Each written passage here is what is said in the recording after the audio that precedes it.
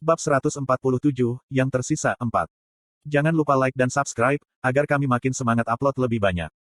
Cahaya bulan merembes masuk dari antara celah tangan raksasa itu. Raja Iblis adalah makhluk mitos dengan kekuatan yang sesuai dengan namanya. 300 tahun yang lalu, bahkan Vermont tidak dapat menghancurkan Raja Iblis kekejaman ketika dia meluncurkan serangan frontal langsung menggunakan pedang cahaya bulan. Selain itu, Moonlight Sword milik Eugene jauh lebih lemah daripada milik Vermont.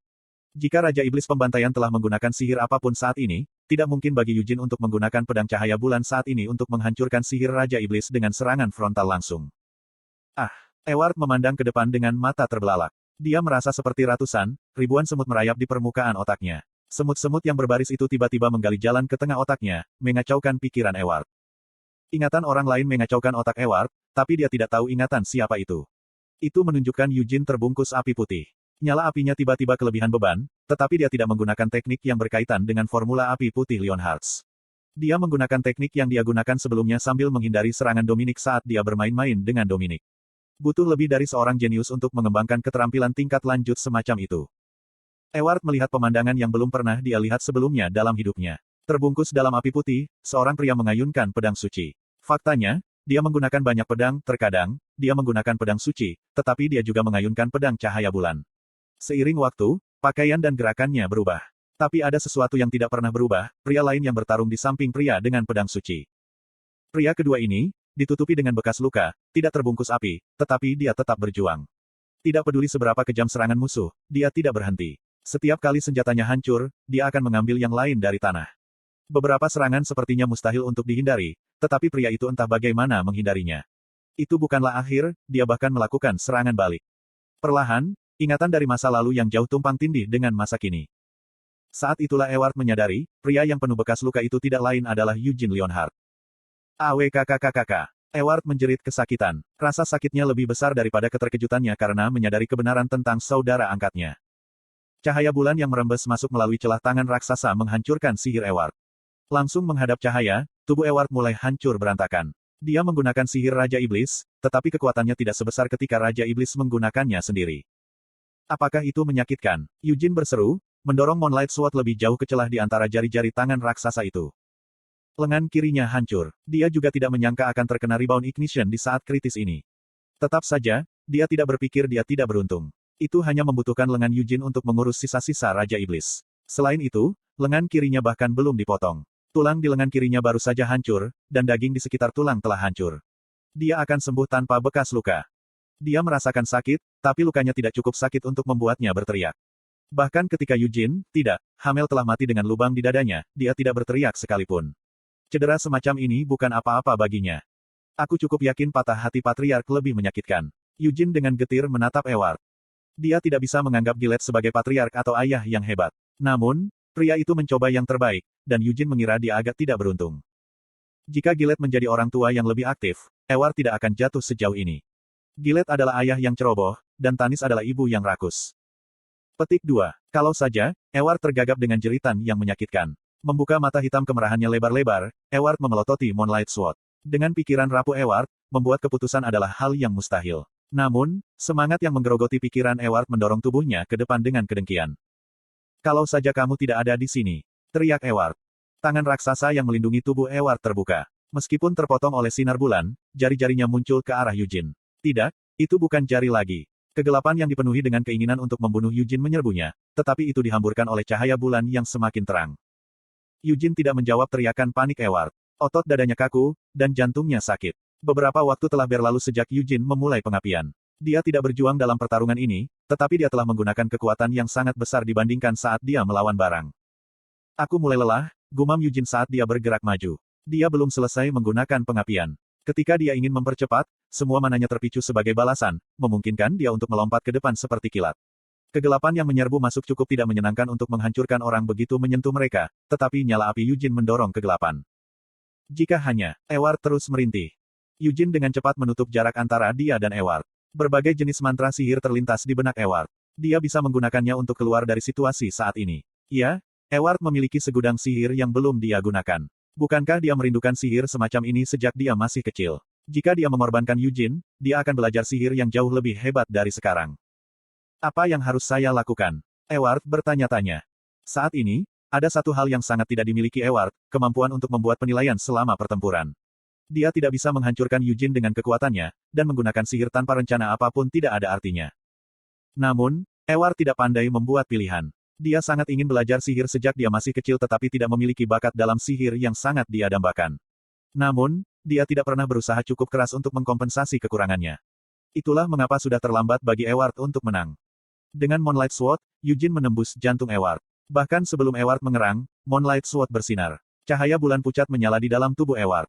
Mulutnya terbuka lebar, tapi dia tidak bisa berteriak. Cahaya bulan sudah cukup untuk menghancurkan pikiran rapuh pria itu. Keberadaannya telah ternoda oleh kegelapan, tapi cahaya bulan menyinari kegelapan, melenyapkannya. Whoosh! Anggota tubuh Eward berubah menjadi abu, menghilang. Dengan mata dingin, Eugene menyaksikan Eward hancur menjadi debu. Pikiran untuk menanyakan Eward tentang kata-kata terakhir terlintas di benak Eugene, tetapi dia tetap diam pada akhirnya. Dia baru saja menyaksikan Eward mati. Mata hitam Eward kembali ke warna aslinya, dan wajahnya berkerut karena ketakutan dan kesakitan. Melambaikan tangannya di udara, Eward membuka dan menutup mulutnya beberapa kali. Eugene dengan paksa menggerakkan lengan kirinya untuk memegang pedang suci. Menusuk. Cahaya dari Moonlight Sword sudah membunuh Eward, tapi Eugene mendorong pedang suci ke dada Eward juga untuk memastikan dia mati. Whoosh! Cahaya meredup. Terengah-engah, Eugene meletakkan Moonlight Sword dan Holy Sword. Gedebuk. Palu penghancuran, yang dipegang di tangan Eward, jatuh ke tanah. Tanpa meninggalkan jejak, Eward hancur menjadi debu. Tetap di udara sejenak, Eugene menarik napas. Rasanya seperti jantungnya akan meledak, dan seluruh tubuhnya sakit. Namun, dia tidak bisa beristirahat sekarang. Pertarungan belum benar-benar berakhir. Melanjutkan mengatur napas, Eugene melihat ke bawah ke tanah. Tanah awalnya ditutupi dengan kegelapan yang dipanggil oleh Annihilation Hammer dan Demon Spear. Di bawah kegelapan ada hutan dengan tanah bergelombang. Namun, hanya lubang raksasa yang tersisa di tanah sekarang. Dengan mata acuh tak acuh, Eugene mengikuti jejak yang ditinggalkan pertarungannya, mencari targetnya. Tombak iblis, yang jatuh lebih dulu, berada di dasar lubang.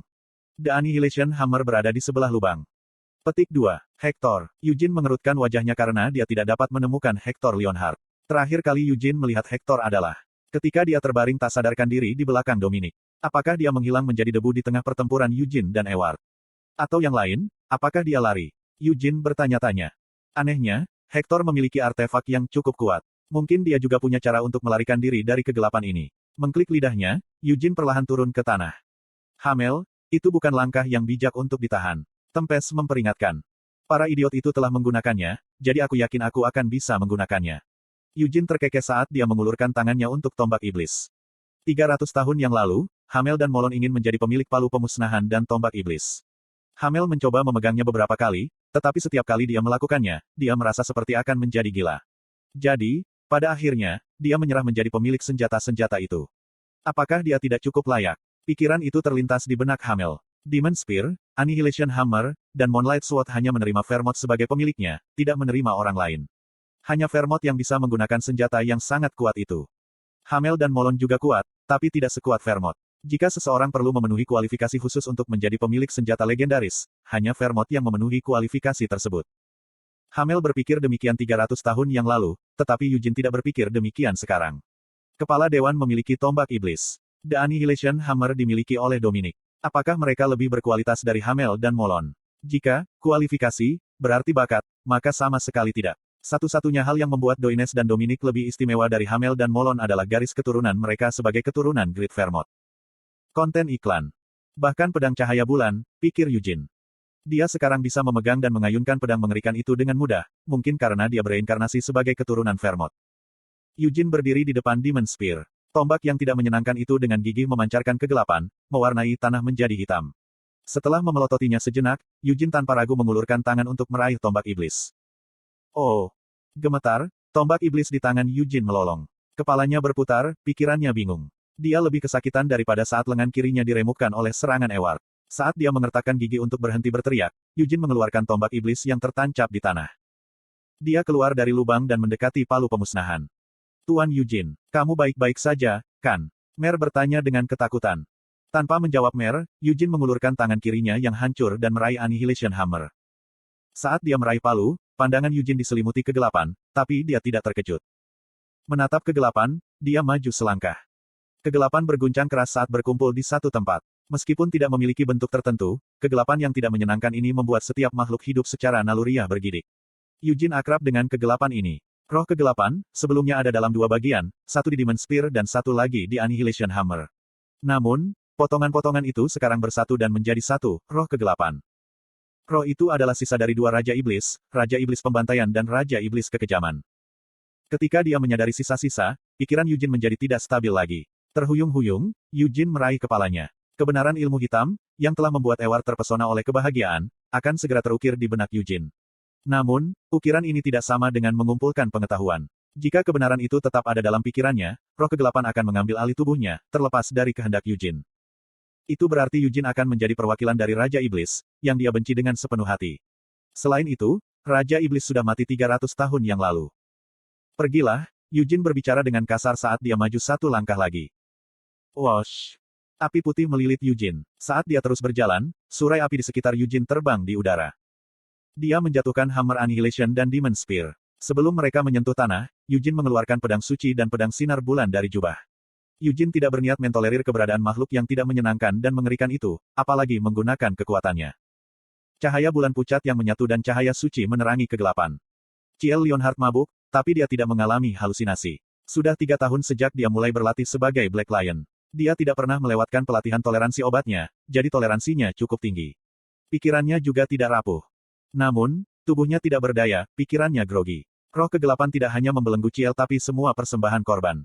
Roh itu kemudian menyeret pikiran mereka ke dalam kegelapan yang pekat. Semuanya terasa seperti mimpi, tapi Ciel tahu apa yang terjadi bukanlah mimpi. Tetap saja, itu tidak tampak nyata. Dia tidak bisa ikut campur, hanya bisa menonton. Dia melihat kenyataan yang terasa seperti mimpi. Di mana, Yujin? Ciel bertanya dengan bibir bergetar. Sulit baginya untuk berbicara. Kepalanya sakit, dan tubuhnya terasa berat seperti kapas basah.